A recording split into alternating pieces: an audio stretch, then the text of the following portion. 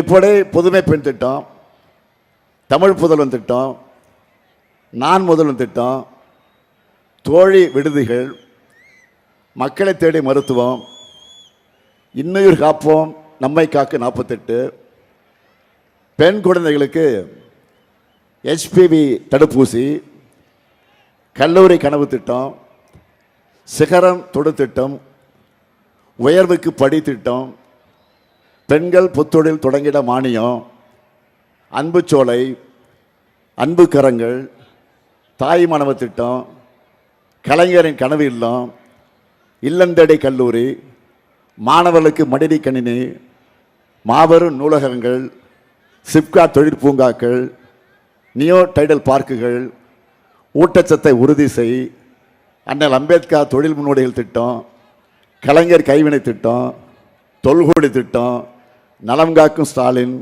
உங்களுடன் ஸ்டாலின். சாதனைகளை எனக்கே டயர்ட் ஆகிடுச்சு. போய் தண்ணி குடிச்சுக்கிறேன், ரொம்ப டயர்ட் ஆகிடுச்சு.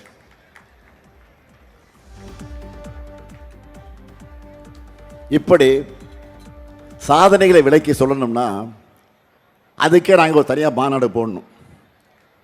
அந்த அளவுக்கு ஏராளமான திட்டங்களை செஞ்சுருக்கிறோம். இதையெல்லாம் பழனிசாமியால் பொறுத்துக்க முடியல. சொல்கிறதுக்கு சாதனைகளும் செயல்படுறதுக்கும் கொள்கைகளும் இல்லாத பழனிசாமி அவதூறு பரப்புறாரு. அதை எப்படி அசிங்கமாக பேசுறது, சாபம் விடுறது தன்னுடைய பிரச்சாரமாக இப்போ வச்சிருக்கிறாரு. சுயநலத்துக்காக தமிழ்நாட்டுடைய உரிமைகளை காவு கொடுக்க துணிஞ்சிட்ட பழனிசாமிக்கு தமிழ்நாடு 11வது தோல்வியை கொடுக்கணும்.